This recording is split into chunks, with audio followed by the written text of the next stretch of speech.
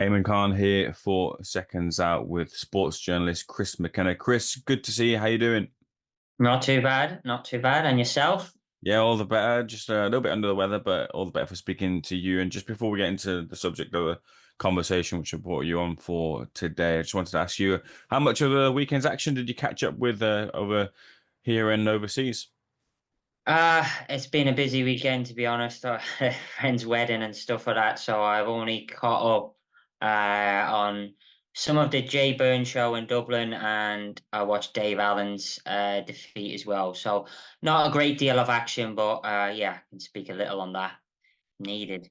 Yeah, just a quick bit on Dave. Obviously, he was unsuccessful in his effort over Arslanbek Makhmudov and is kind of searching for his next route towards whatever that is, whether it be the domestic title, as a British title, or further. But where do you think Dave currently stands after the defeat to the Russian Makhmudov? It's hard to know. I mean, it was. I always felt he was going to be up against it in that fight. I didn't really get the point of it. I didn't know where it was going to lead to. Fair play from for putting on an entertaining fight. I just would like if Dave Allen is going to continue fighting that there's some sort of plan. Um, that he needs to do it for the right reasons, and that those around him think he can still do it. We don't want is I suppose his fighters just fighting for the sake of it, for just for the money. I think there needs to be some sort of plan put in place if he is going to continue fighting. Myself, I think he's got a lot of boxing knowledge and a lot of experience in the sport, and I think he could be a very good coach. And he has worked with fighters already. And I think that would be a great route for him to go down to. I don't like to see fighters fighting on too long. But hopefully he's got some good people around him who can help him make him the right decision.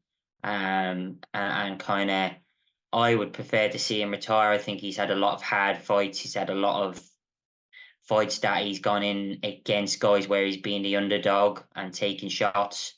And although he has looked a lot better and refreshed and reborn in the last while, I still think, you know what, this could be a great way to go out in a brave performance, having hopefully earned a few quid and get out of the sport as a fighter and maybe go into coaching. But I think the plan is other, and it's to continue fighting. And if that is the way, I think there needs to be a proper plan in place and a proper kind of set, like where are we actually going here with Dave Allen? Because then, without greatest respect, we're not talking world titles. We're not talking beating Alexander Usyk. We're not talking beating even the likes of Dubois and stuff like that. So where are we going? What's the plan? Is it to try and win a British title? Is that the kind of aim maybe? But there needs to be a plan and there needs to be something drawn out properly rather than just going around picking random fights or being used as a kind of marker for younger fighters coming through who've got a lot more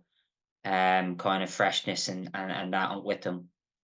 There aren't those question marks around Makhmudov, who was suggesting that he had a fight lined up with Anthony Joshua should he come through Dave Allen. Had you heard that? And if it is the case, what do you think about the prospect of those two getting in the ring as AJ searches for an opponent as we look to see him back in the ring? Well, two things on that. I can't see that happening. I haven't heard that's happening. It I suppose a little out of the loop at the minute because I've changed jobs and stuff, but I still haven't heard that one happening. And I don't see the point of it. For Joshua's sake, I don't see the point of Anthony Joshua, Tyson Fury fighting anybody else apart from themselves. I just don't get why we're talking about warm-up fights and all of this. It's warm-up fights. These guys are into the late 30s now. It's time. The fight should have happened years ago, and it didn't. And for whatever reason, we're not going to go over that ground. And there's loads of reasons for that. But why are we talking about warm-up fights and preparing for what? Preparing for what? These guys are very experienced. Yes, they're rusty. They've been out of the ring a while, but both of them are having fights to prepare. They would certainly Anthony Joshua fighting someone like Makhmudov. Like yeah, I know he's big and he's tall and that, but he's not Tyson Fury. Like, what are you preparing for? And it was the same nonsense of, oh, he was going to fight Jake Paul and blah blah blah. That will like knock the ring rust off. Nonsense. They can get in preparation for a fight against each other with top quality sparring. They don't need to put on the gloves to go under the lights to fight people that are not of anywhere near the quality or level they are. Or if they do fight anybody of high quality, the risk is one of them loses, because they've been out of the ring so long and because of their age. So what's the point? Just get in the ring together, or just I think they should either fight each other or just retire, and bow out as great with their great careers and great success, because both have been absolutely huge for British boxing.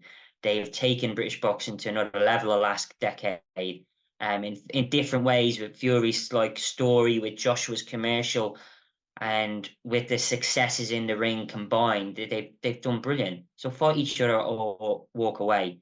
These making time fights or keeping busy fights, just no point really, in my view.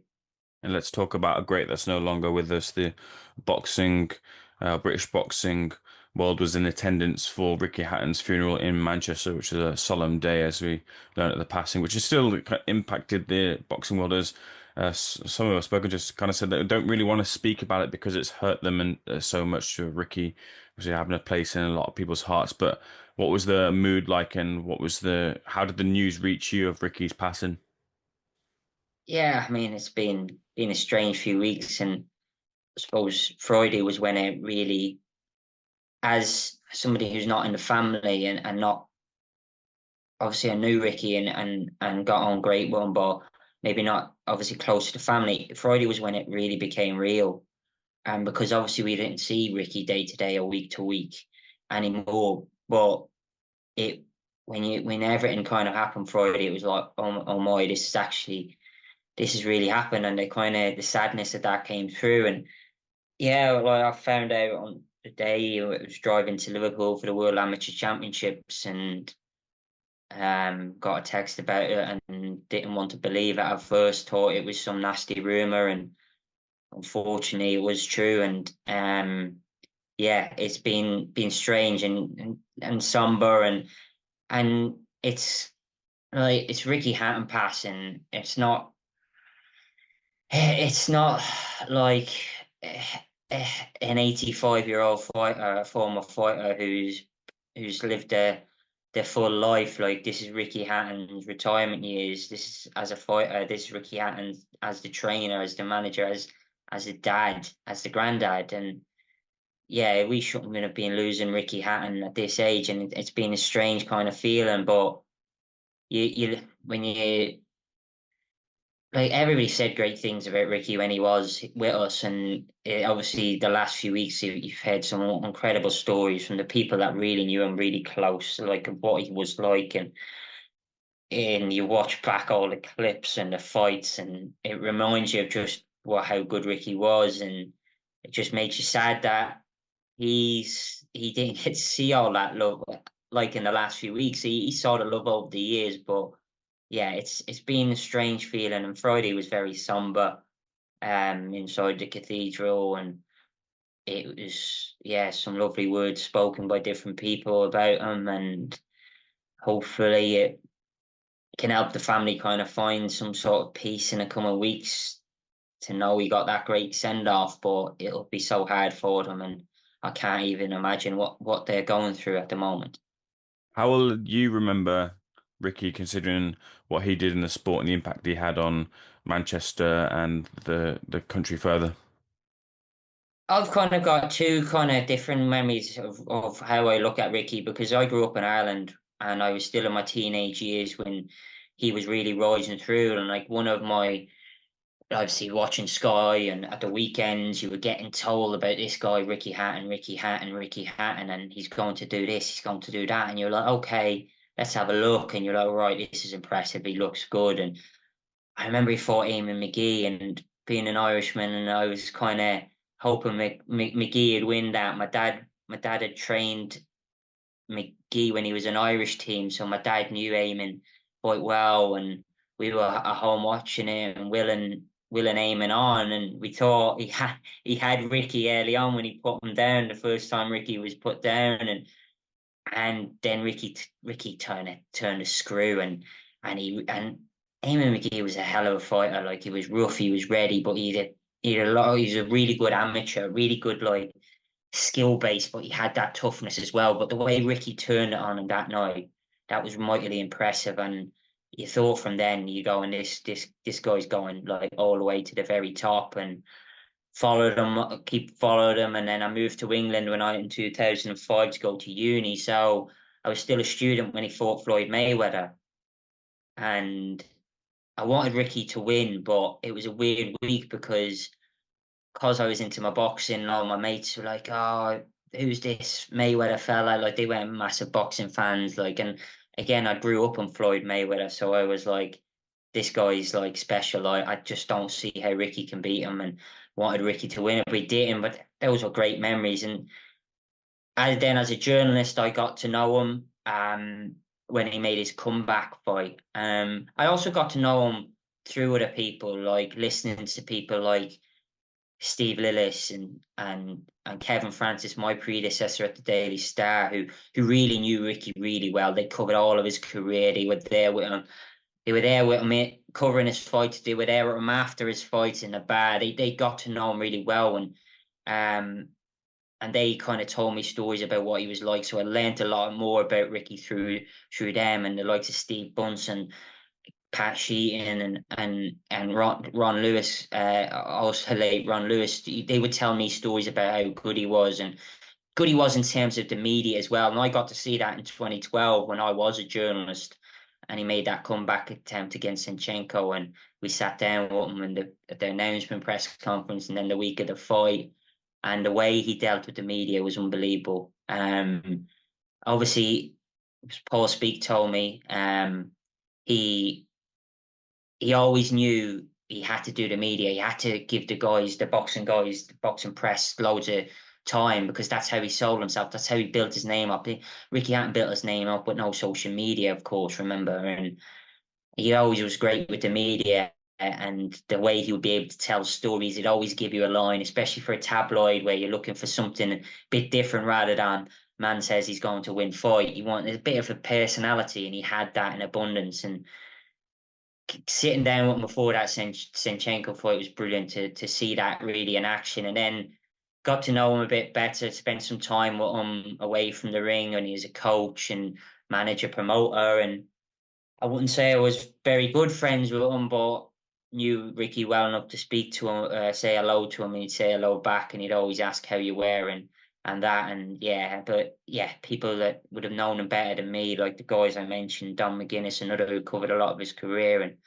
And yeah, it was memories of him, of this great character outside the ring, but a brilliant fighter inside the ring who achieved way beyond maybe what even his talent should have allowed them to do. And that's no disrespect to his talent, because he was very, very talented, but he had that will to win, and he had that doggedness and that Manchester kind of underdog will show a mentality, which helped him reach the very, very top of the sport. Ricky's name often gets brought up when it comes to fighters who can sell tickets, but Ricky was more than just a ticket seller in terms of being able to whip up the masses in support for him, whether you were blue or red. Why do you think Ricky was able to resonate with the people of Manchester, where sometimes it's a struggle for boxing or boxers to strike a chord with boxing or just the public in general? Sorry. Yeah, I wrote a piece on this for the BBC Sport website. Just it's as I said, look, there was no social media, so there was different ways he had to build himself, and obviously the main thing was that people seen him as one of them. He never changed. But when he was starting out, he was one of their lads. He had a good core group of mates. He was always kept his feet on the ground where he was from. So people respected that, and it grew from Hyde. It grew always outwards into the city, and numerous things. It kind of all came together. And I remember Frank Warren told me he sold 3 or 4 tickets for his debut in Witness. Like, it wasn't that first fight on that was the undercard. I think it was a Robin Reed fight card in Witness. Um, it wasn't like suddenly 1,000 people rocked up from Manchester coming to see this Ricky Hatton. He had to build himself, and he did that through various ways. One of them being a man of the people, one of them being around the place. People would see him, so people would get behind the story because you would actually be hearing the story from him in the pub, at the sportsman dinners he would go to, at the gym. The gym was open doors. Even when he was in his pomp, when Billy Graham, you could go down on a Tuesday some weeks, or there was certain days of the week where they left the doors open. And as Paul Smith told me, as long as you weren't an asshole, you were welcome in the door. And you could stand there and you could watch Ricky Hatton train. Now, that doesn't happen anymore, anywhere, in any sport.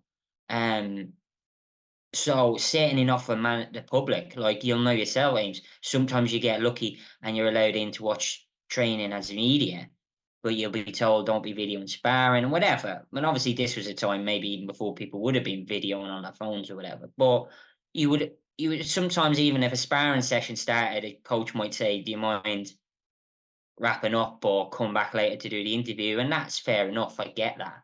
But back then it wasn't like that. So he just always had this thing where he was one of people. You could see Ricky Hatton. He wasn't like on a pedestal. He wasn't like untouchable.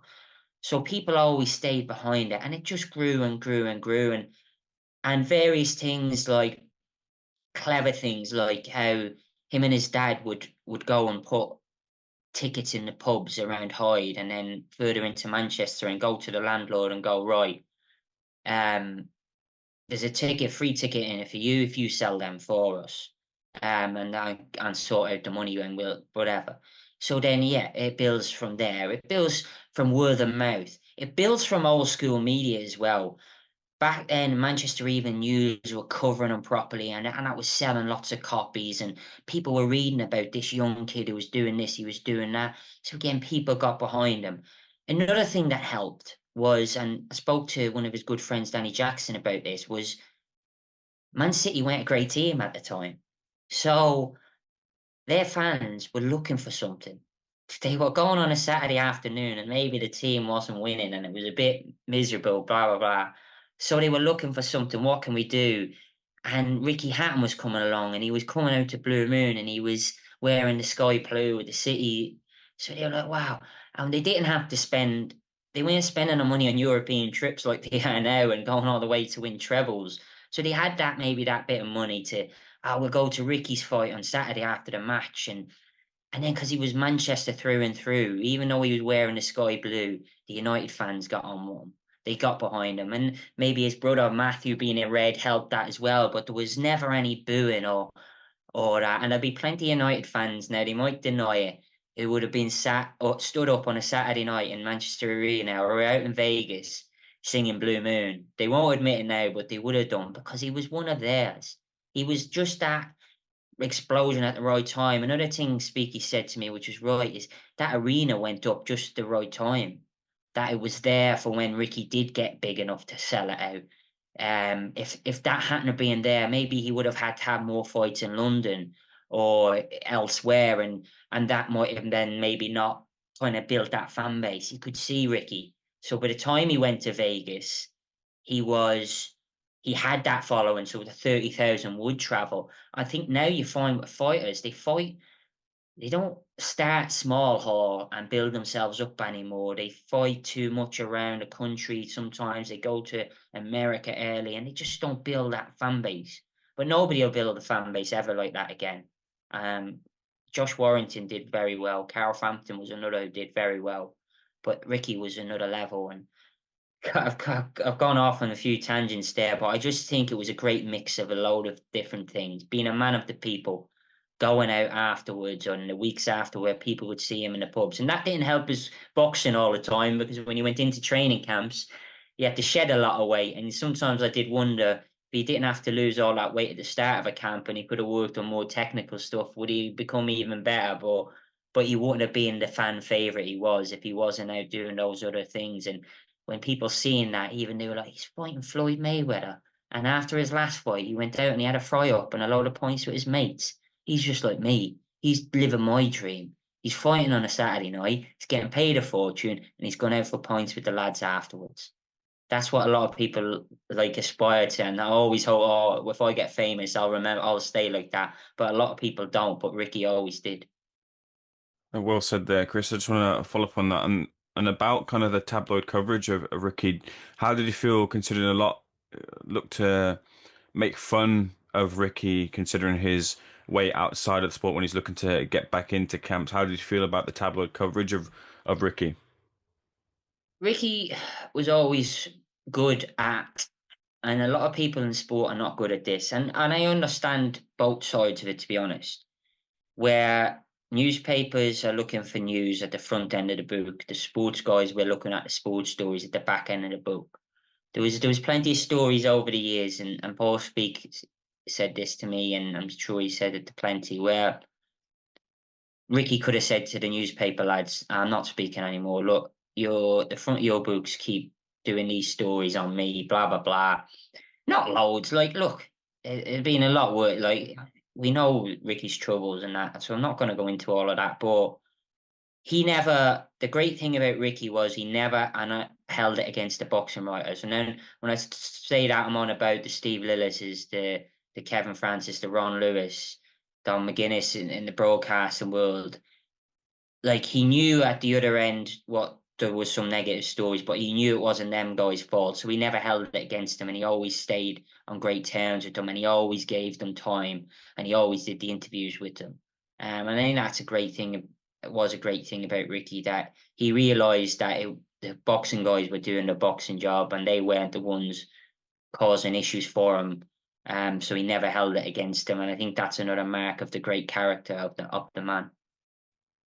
I want to go over to the obviously the Pacquiao and Mayweather fights because they've been covered in great detail, especially by the documentary that was recently released on Sky, at least not so long ago. But what about and how did you feel about Ricky's return fight? He was due to have a fight over in Dubai, wasn't he, later on this year or the close of the year in December? How did you view that in the context of Ricky having a couple of fights? He had the Sanchenko one, then he had the one against Barrera too, and then there was going to be this one scheduled as well. Yeah, look, I suppose I at the time, I've been honest, when I heard it was announced, I thought, why are you doing that, Ricky? Don't really need to see you back in the ring. And I didn't really, to be honest, I didn't look too much into it. I didn't know how serious it was going to be. I think there was mention it was going to be a licensed fight, and then it was going to be an exhibition, and it wasn't. The Barrera one I thought was a bit of fun, and no problem. That was good. And again, anything that kept Ricky in the gym and kept Ricky happy. And I don't really, yeah. A few weeks ago, if you'd asked me, I would have said, "Oh, I wish Ricky wasn't doing that. I wish he would just focus on training and that, because he's got so much experience to coach. But if it's helping him, good.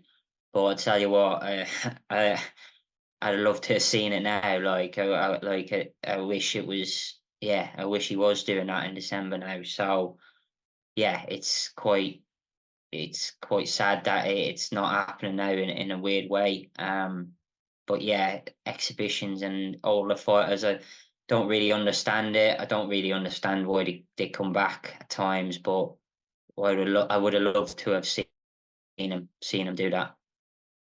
Absolutely. We can review Ricky and the legacies left through the fights that he's had previous and all the memories he's left with countless boxing fans. Chris, I appreciate your time. Thanks for speaking to myself and Seconds Out, and look forward to catching up soon.